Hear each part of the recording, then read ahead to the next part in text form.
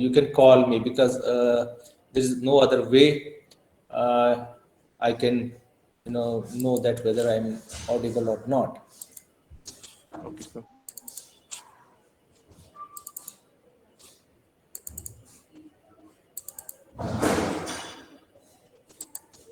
We are left with certain things in yesterday's lecture, so I will go directly to the to that part.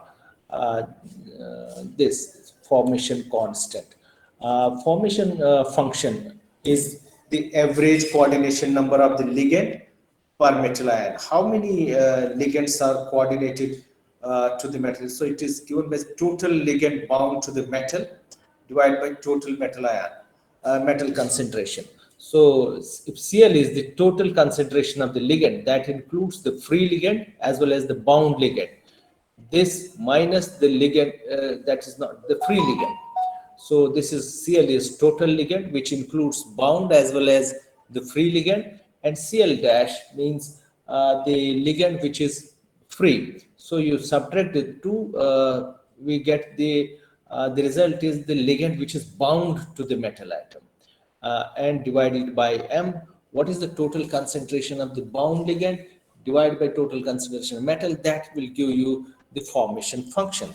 And if you write down the value for the concentration of the ligand, which includes bound as well as free ligand, this is free ligand plus bound as ml or bound as ml2, which includes 2 times ligands, then 3 ml3 and n times this, and minus l, the ligand which is not bound, free ligand. So this and this will cancel out, will be left in the numerator ml, 2ml, like this. And in the denominator, we have the total concentration of the M, which includes again the free metal and the bound metal, right? So when you have this type of situation, in the numerator, we can write it summation n is equal to 1 to n times mln, and in the denominator, n is equal to 0 to n mln. So the ml concentration from the equilibrium constant is K1 ml, and it is equivalent to K1 and beta 1 are same, ml. When you go to the ml2, you write K1 K2 ml square. Hello, हाँ संजीव जी, बस बढ़िया।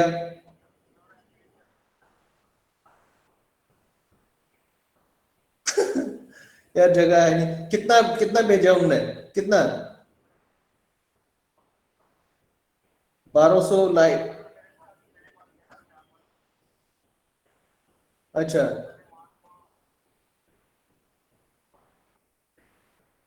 भेज दो, अब क्या करना, भेज दो, वो लगा देगा वहाँ कहीं लॉन वगैरह, ठीक। हाँ जी हाँ जी हाँ जी हाँ जी। So this is beta 2, K1 and K2 is beta 2 ml square. Similarly, n times mln, it is K1 K2 up to the Kn mln. This is beta n and ml. So you substitute these values here. So this becomes beta n and then beta n and ml raised to power n. Similarly, mn will be same again in the denominator.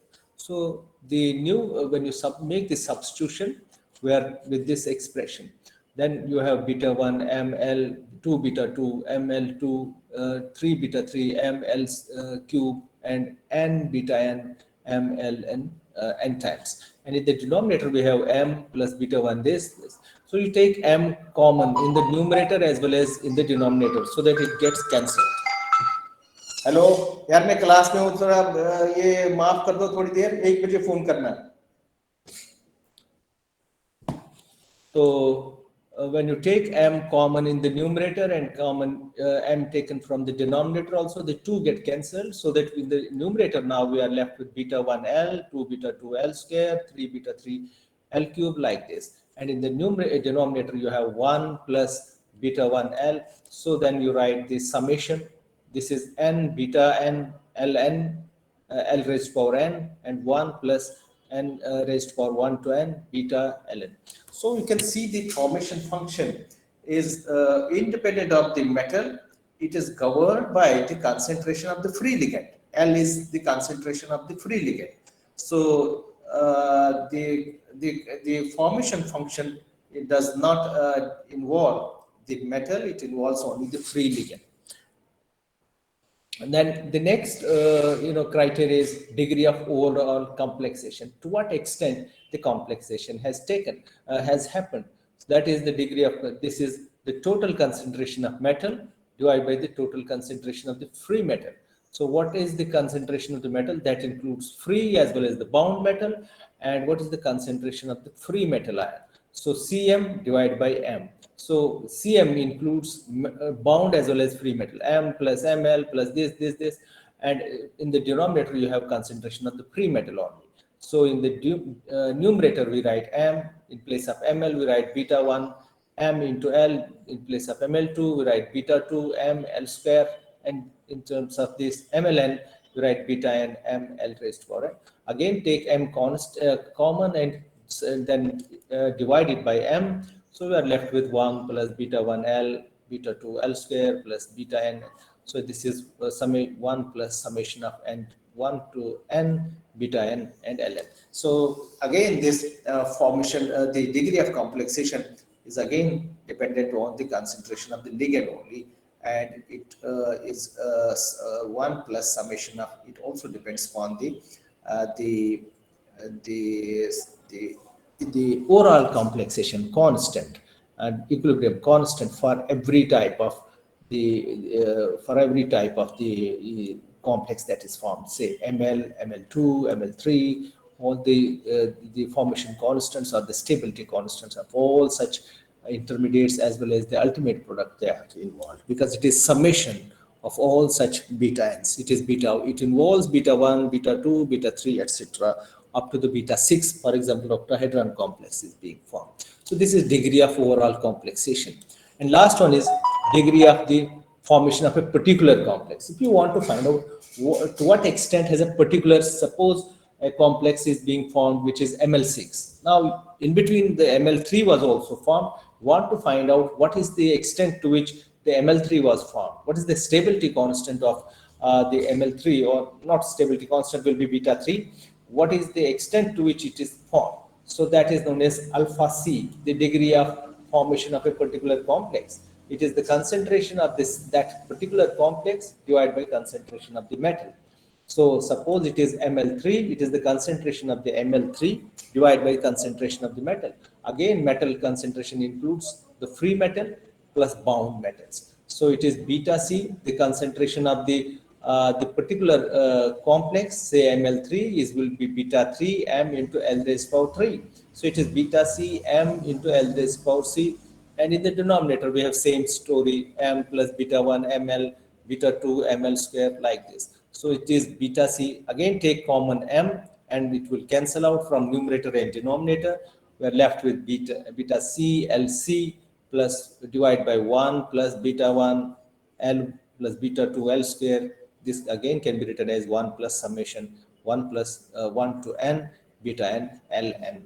Right. So this is alpha C, the degree of formation of a particular complex. It again involves the free ligand concentration in the numerator as well as denominator, and the stability constant of that particular complex in the numerator, and in the denominator all stability constants of all the complexes, intermediates, and final complex that is formed during that process.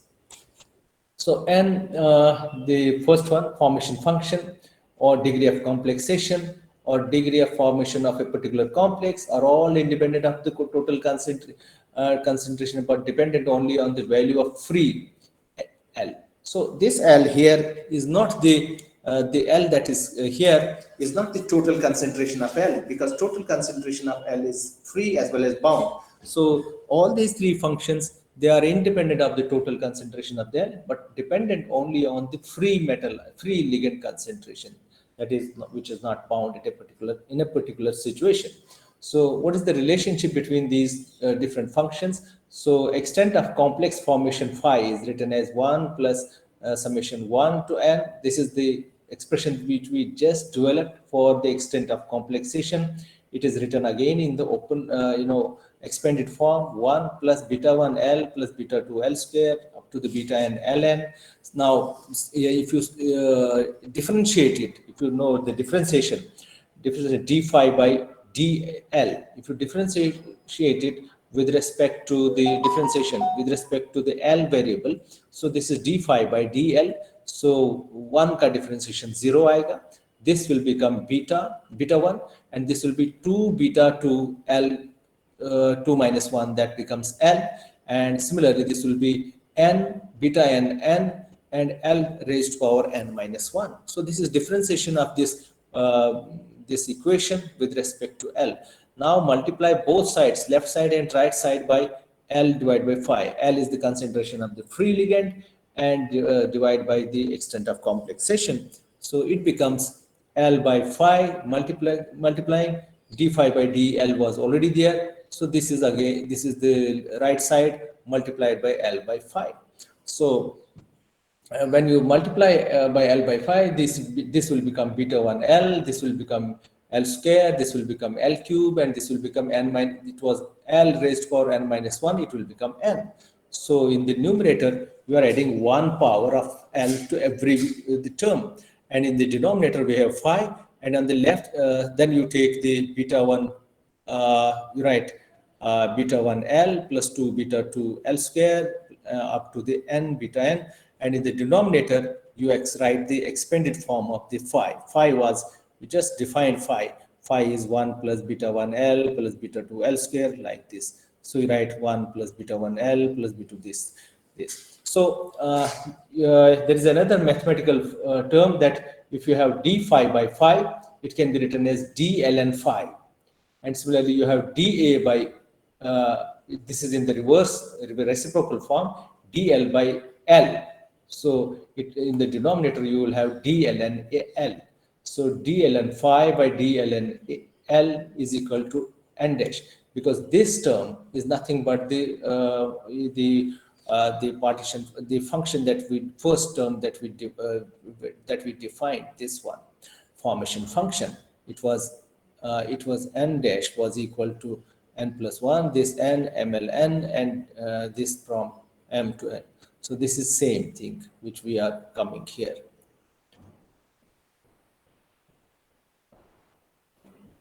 Right.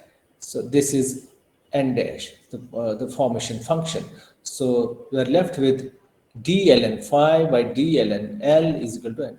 Now, if you plot a graph between the log phi and log L, this slope will be given by the n dash. So you plot a graph between log phi and log L. The slope of the curve will give you the partition function, the formation function. So that's how the extent of complex formation and formation function, these two variables are related to each other. Now integrate the equation that we just developed. D ln phi is equal to n dash d ln L. Integrate this equation. So integration of d ln phi will give us log phi, and integration of the right side will give us from the concentration L is equal to 0 to L is equal to L, will give us n dash d ln log L. So extrapolate the L between limits, any two limits. So alpha, you can generate the value of the, again, the n dash or the phi from the graph. So you plot a graph between log L, you generate the extent of complexation up to a particular level, right? So alpha c is equal to beta c. Leave this beta c into LC. This was the original expression that we developed for the extent of complexation of a particular complex. The expression was beta c LC divided by 1. This can be also written as beta c LC divided by phi, because this is phi. So this is how the phi and alpha c are related. The extent of complexation, formation of a particular complex. So you take log of this. This will be alpha c into phi is equal to beta c into, by cross multiplication, and then take log log phi plus log alpha c. On the right side will be log beta c plus c log L. So again, you can plot a graph and find out the different values. That's how these variables are related. So we leave it here. It's not so important. Now let's go to the actual thing that is the factors affecting the stability of constant of an complex. What are the factors which govern the stability of a complex? Number one is the nature of the central metal ion. As you know, the interaction between the metal and the ligand is not straightforward. Initially, the Werner and his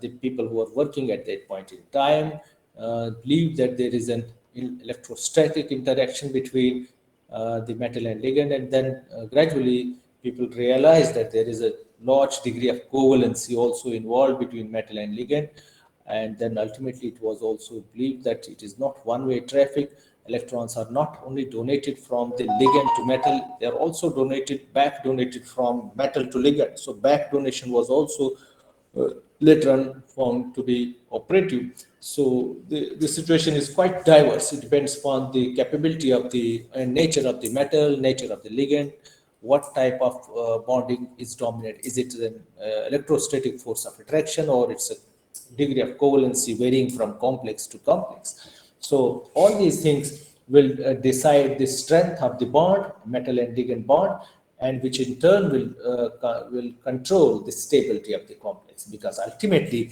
stability constant of a complex is decided by the strength of the bond. So bond strength is decided by what type of forces operate during the bond formation. Is it a pure ionic bond? Is it a pure covalent bond? Or is it a mixture of the two types of interactions, and which one is dominant, and what are the roles that metals and ligands play in that situation? So nature of the central metal ion is crucial. So variation in stabilities for a series of complexes of metal. How can you decide what is the role of nature? You prepare a series of complexes with same ligand and with same geometry. Say octahedron complexes, and the metals are in the same oxidation. And, metals are different, but ligands are identical and geometry is identical. Then find out the stability constant of all those series of complexes, and if you observe a regular trend, then you draw the conclusion that metal is playing a crucial role.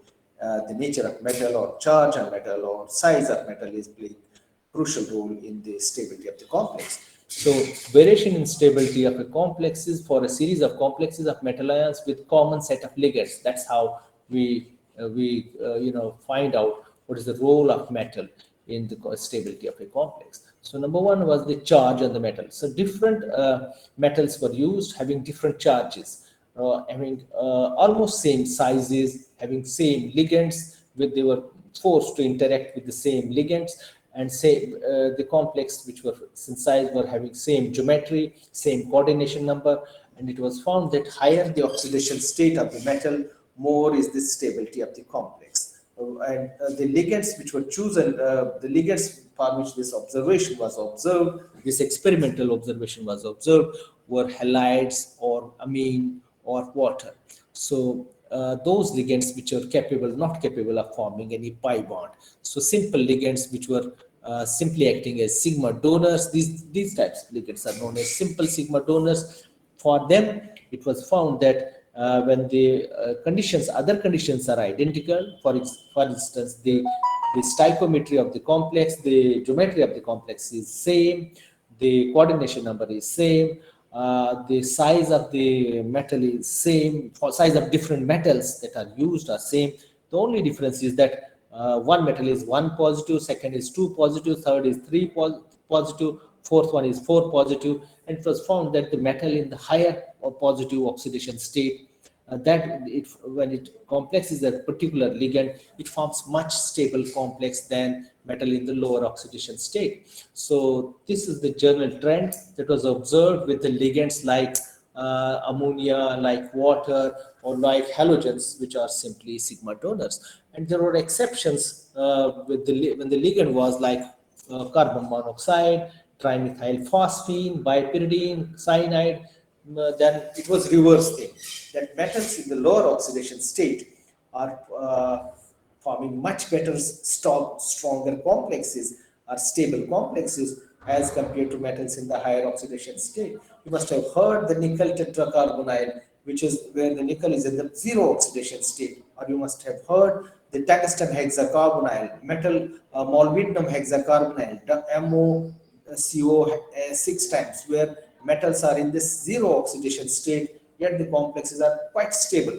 So these ligands, they have an important property of back bonding, that's pi bonding, pi back bonding, and these tend to form complexes, stable complexes, when the metal is in the lower oxidation state and metal is electron rich, so that it can donate electron density to the ligand through back donation. So for that, we need to have electron rich metal, or metal in the lower oxidation state, so that the excess electron density can be relieved and can be transferred to the metal, to the ligand, and therefore stable complex is formed. So there is no generalization. This is special situation that the complexes of the metal with higher oxidation states are more stable than complexes of the metal with lower oxidation state. This is subject to the condition that ligands or the like water and ammonia and the halogens, which are simply sigma donors. When it comes to the ligands like cyanide, like carbon monoxide, like triphenyl phosphines, etc.,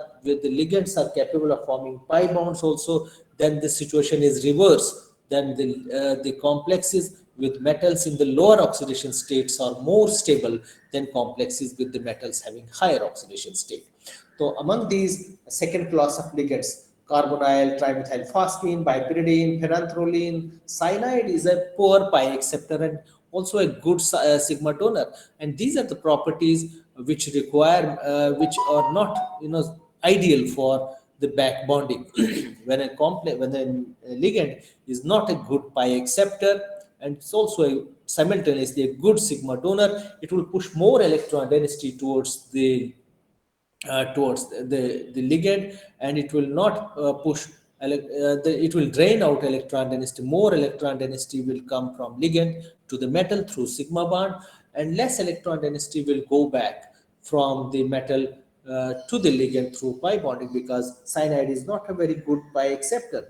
For this reason, cyanide is also able to form very good strong complexes with metals in the higher oxidation state. You must have heard potassium ferricyanide, iron in +3 oxidation state, forms brilliant colored, blue colored potassium ferricyanide. Similarly, potassium ferrocyanide, these complexes are well known. Ferrocyanide, ferricyanide, where iron is in the +2 or +3 oxidation state, because cyanide is negatively charged, but it is not a good pi acceptor.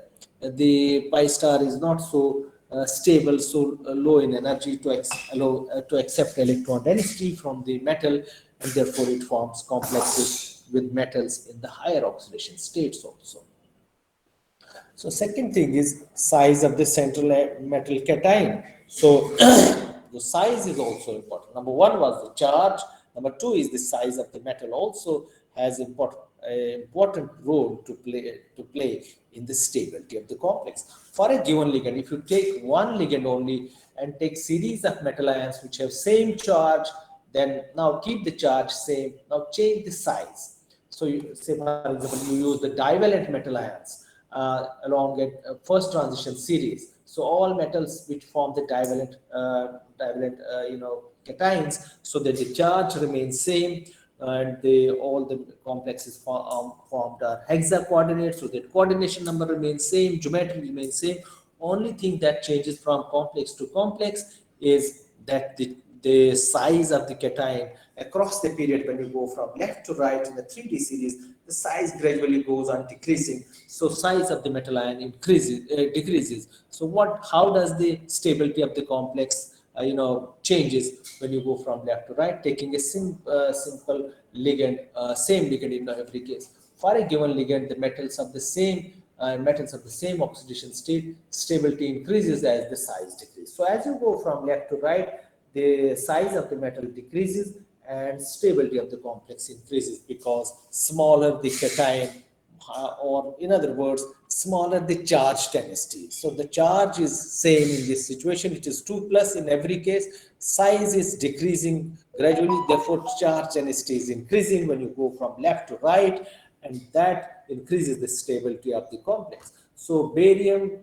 these are the alkaline earth metals. So barium has the largest size, and strontium bit smaller than this, and calcium smaller than this, then magnesium smaller than this. And then magnesium onwards, we have manganese, iron, cobalt, nickel, and copper, and zinc.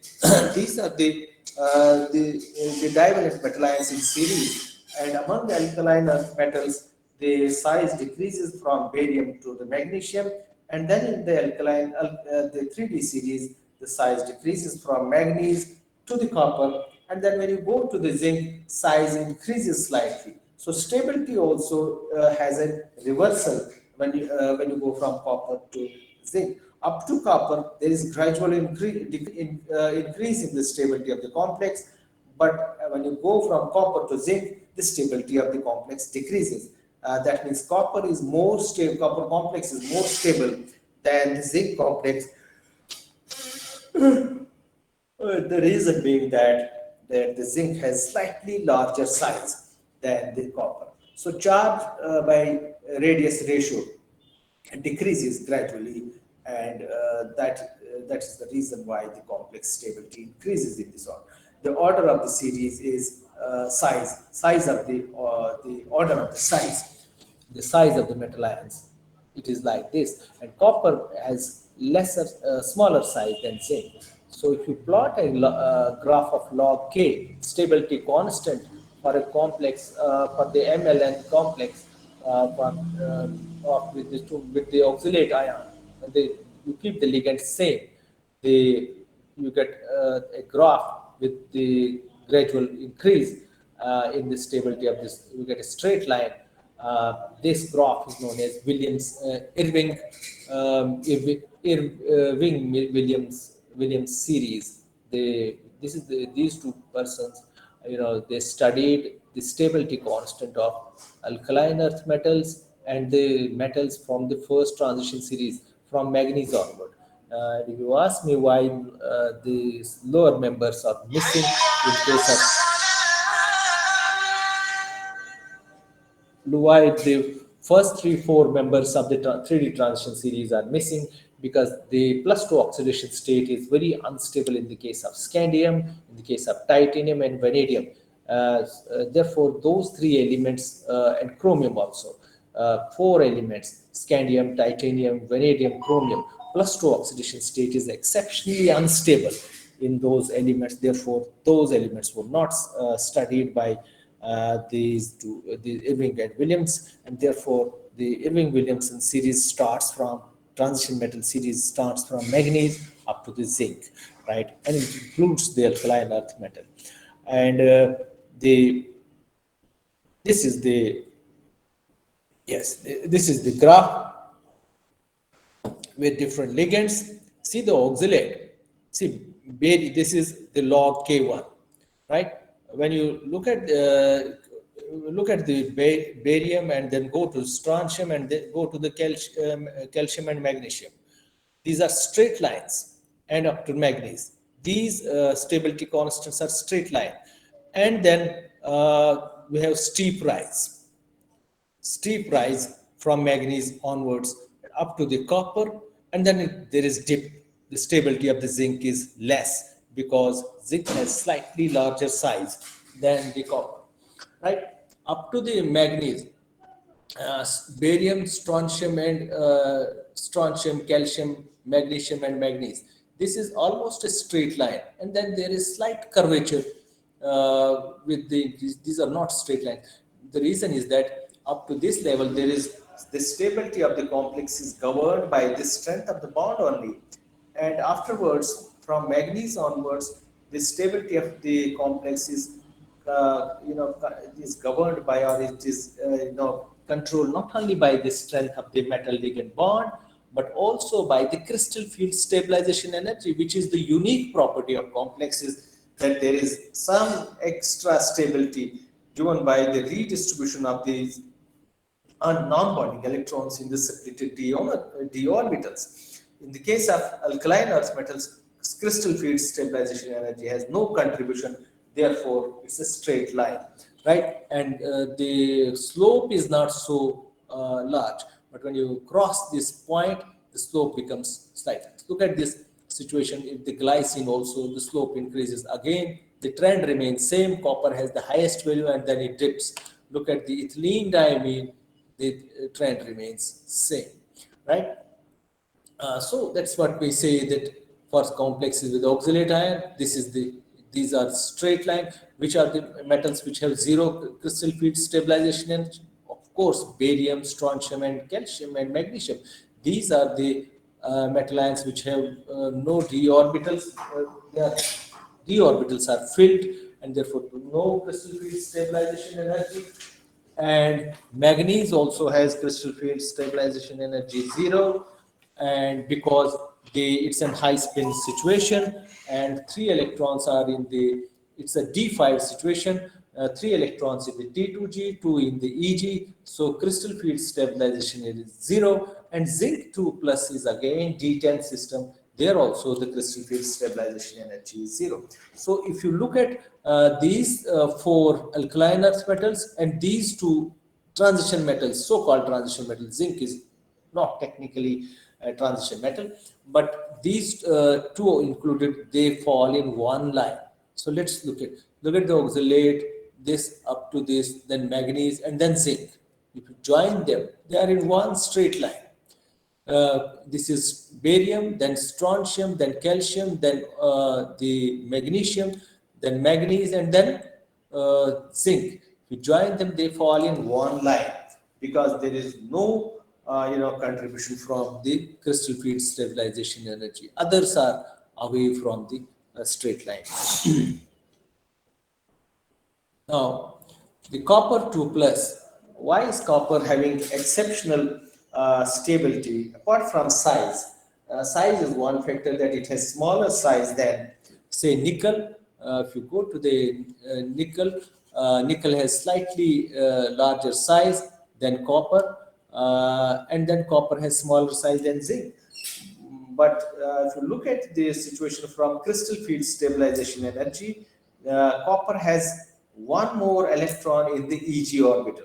Nickel has T2G6 and Eg2, and copper has T2G6, Eg3. There are 3 electrons in the Eg orbitals, and therefore crystal field stabilization energy is expected to be lesser in the case of copper than in the case of nickel. But so the crystal field stabilization energy contributes more in the nickel, less in the copper, yet the copper complexes are more stable than the nickel complexes. So if you are asked to explain this ambiguity, explain this strange behavior, that though the crystal field stabilization energy is more in the case of nickel, less in the case of copper, yet the copper complexes are more stable than the nickel complexes. What's the reason? Reason is the distortion in the copper complexes. That when you have symmetrical electron distribution in the Eg orbitals, the complex is inherently unstable and it will undergo distortion, and the degeneracy is lifted and complex becomes distorted, and the distorted complex is supposed to be more stable. This distortion is known as John-Toller distortion, and copper undergoes that type of John-Toller distortion. In the case of copper, we have in the octahedron arrangement T2G6, Eg3. In the case of nickel, you have T2G6, Eg2. So there is one extra electron in the Eg orbital in the case of copper. So हाँ doctor साहब, मैं class में हूँ जी। वो क्या नाम है, मेरी मीटिंग फिर वीसी के साथ थी ना सुबह, फिर मैं वो फॉर्म मैंने दिए थे तो कलेक्ट नहीं कर पाया फॉर्म। तो अभी मेरी 1 बजे तक क्लास, फिर मैं 12 से 1 क्लास की। मंडे को ले चलते हैं sir. Okay. So this is known as Jahn-Toller distortion. So copper complexes are more stable than those of nickel. We don't expect that thing because nickel is the crystal field stabilization energy. If you calculate it in the octahedron form, this is 6, 4, 24, 2.4 here, 2.4 here, minus in both cases, and plus this is 6, 3, 18, and this is 6, 2, 12. So copper complex has less crystal field stabilization energy, and nickel has more. So why should then nickel complex be less stable than the copper complex? The answer lies in the Jahn-Toller distortion. That because of the distortion, the degeneracy of these T2G energy levels is lifted. The dxz and dyz are lowered in energy. Dxy is raised in energy. So 4 electrons go here and 2 electrons go here. And in the EG set, the dx square minus y square is raised in energy and dz square is lowered in energy. So 2 electrons go to the dz square and 1 electron is raised in the dx square minus 1. So the 4 ligands in the xy plane are bound strongly, and the 2 ligands in the z direction, they are loosely bound. That is what we call Z elongation. This is the Jahn-Toller distortion that's happening. So axial position ligands, those which are in the Z direction, they are loosely bound, weakly bound, and because of that fact, the complex becomes labile.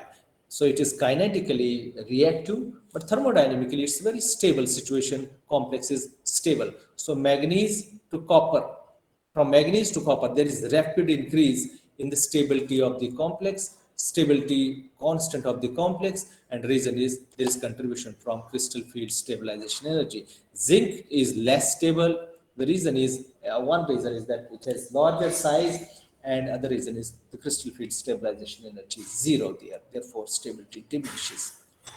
Right? So zinc is less stable. Barium, strontium, calcium, magnesium, they are all in one line because these are the cases where the crystal field stabilization energy is zero. Then the electron acceptor property of metals. So this is the third factor which includes the metal again. Metals have been classified into 3 categories. One is metals with very high electropositive metals, highly electropositive metals. Those metals which have high positive charge, they have small size, they have high oxidation states, and they have low polarizing power. Their polarizability is also less. They are small size. Their electron cloud in the valence shell cannot be distorted easily. Therefore, they are classified as hard metals, hard acids. Their attributes are they have high positive charge, the size is small, so the charge density is very high, they have high oxidation state and low polarizability. From this, they form stable complexes with ligands favoring electrostatic bonding. Those ligands which favor the electrostatic bonding, less covalent bonding, these metals form complexes, strong complexes with these. So the first member of the 15th, 16th, and 17th group, that is nitrogen, oxygen, and fluoride, they form strong complexes with these metals, with the ligands having donor atoms derived from from the nitrogen or oxygen or fluoride. So first element of the 15th, 16th, and 17th group, these metals form very strong complexes with these. These are known as hard. This is known as hard acid, and because these donor atoms are also termed as hard bases. So this is what we call hard acid, hard base interaction. So the metals which include in this hard acid situation are lithium, sodium, potassium, beryllium, magnesium, calcium, strontium, aluminum, because all these metals are these first row metals which are written here, they are noble gases. Lithium is nothing but helium, lithium plus is nothing but helium, sodium plus is nothing but neon, because you remove the extra the electron in the outer shell, you are left with a noble gas. So these are small, highly positively charged, small sized, and low polarizability situations. So all of them are alkali, noble gas configurations: gallium 3 plus, indium 3 plus, again scandium 3 plus, indium, chromium 3, magnesium 3, first 3D series, iron 3, cobalt 3, lanthanum 3, cesium. All of them are small sized, high charge density, and then high oxidation states and low polarizability. They are termed as hard acids, and they form stable complexes with the first member of the group 15, 16, and 17. The ligands, diverse compounds holding the having the donor atom derived from the 15th group, first member of the 15th group, 16 or 17. So order of the stabilities is they form stable complexes with fluoride and the least stable complexes with iodide. If the oxygen, if you look at the 16th group, they form stable, most stable complex with oxygen donors, and then less stable with sulfur, selenium, tellurium. So in case of 15th group, this is nitrogen, phosphorus, and so order of stability goes like this. So this is the hard acids. The second class of metals is less electropositive metal ions. So they are less electropositive, they have full d orbitals. In the valence shell, the valence shell has fully occupied d orbitals, so they have strong polarizing ability. They are strong polarizing metals. They can distort the electron clouds of the anions easily and form much better, stronger. They are suitable for forming covalent bonds, form stable complexes with ligands capable of forming pi bonds, and that is third and fourth period, that is sulfur and selenium. Hello, हाँ शायद साहब, मैं class में हूँ, 1 बजे चलेंगे जी, 5 minute और मैं क्लास में हूँ। ऑनलाइन क्लास ले रहा हूँ, इधर अपने कमरे में हूँ, 5 मिनट बाद चलेंगे। सवाई है ना नमाज, सवाई है ना नमाज। हाँ, वेट कीजिए please, wait. Okay, so less electropositive metals, they have full d orbitals, form stable complexes with ligands capable of forming pi bonds, that is sulfur and selenium, phosphorus and arsenic, chloride and bromide. These are also termed as soft acids. So metal ligand bond has more covalent character here than the ionic character. So order of stability with different types of ligands gets reversed. So fluoride complexes are weaker, they are less stable, and iodide complexes are stablest.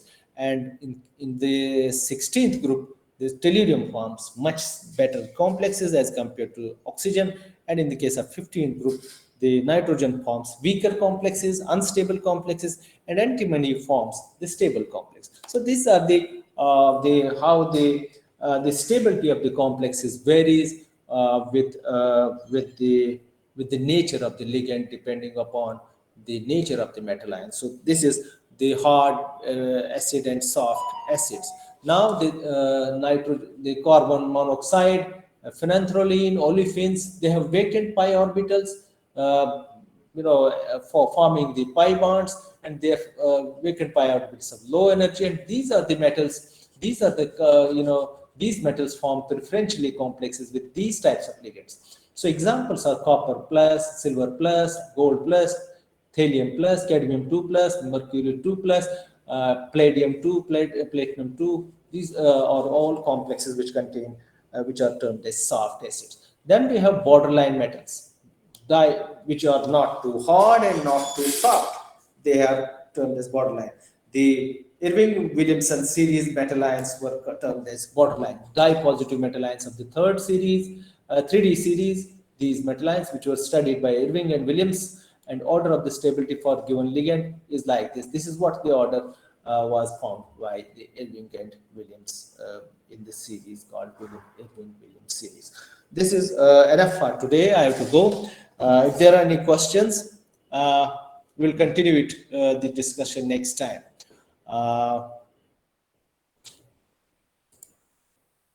you here? Yes, sir. Yes, sir. Yes, sir. हाँ जी. किसी के पास कोई सवाल है तो अभी बोलिए. 2-4 minute है, 2-3 मिनट है. सर ऑफलाइन क्लासेस का कोई पता चला? अभी 22 तारीख रिव्यू मीटिंग है वाइस चांसलर के साथ सभी हेड्स का, तो उस दिन डिसाइड होगा। तुम क्या यहाँ आना चाहते हो? नो सर, इन्फॉर्मेशन पूछनी थी, नहीं फिर तो नहीं, सर आ 22 जाता। तारीख डिसाइड होगा। So what is your experience with the online situation, कैसा है? उतना भी ठीक नहीं है सर, पर फिर भी क्या चल कनेक्टिविटी जाएगा सर, इशू है जितना। कि इंटरेक्शन लेवल कम है, या कनेक्टिव इशू है, कनेक्टिविटी का इशू है? सर कनेक्टिविटी का इशू भी है, और सर जो सामने पढ़ हाँ, पाते हैं वो उतना तो सर है, ऑनलाइन नहीं ग्रास्प हो पाता है। वो तो है। बट अभी सुन रहे हैं कि पंजाब में और केसेस आ रहे हैं, तो यू नेवर नो आगे क्या सिचुएशन रहेगी। तो Yes, sir. जम्मू में तो अभी ठीक ही है, बट नेबरिंग स्टेट्स में थोड़ा और गड़बड़ हो रहा है। अब पता चलेगा मंडे को क्या डिसीजन होगा। बट इन एनी केस हमने एक यूनिट कंप्लीट कर दिया। I have to give this information to the head. तो आपका माइनर वगैरह वो डिसाइड होगा, यूनिवर्सिटी डिसाइड करेगी डेट्स वगैरह। तो I just want to tell you that today is our 15th lecture. 15 lecture हो गए and we have completed one unit. Today is third lecture of this unit, है ना? तो 12 Yes, sir. lectures were delivered for the first unit and today is third lecture. That's the statistics. Okay. और कोई किसी को कुछ बोलना है? मुझे जाना है प्रेयर्स के लिए। Is it okay? Should I go? Yes, Yes, sir. sir. Yes, sir. Okay. Thank Yes, you, sir. sir. Thank you, sir. Bye.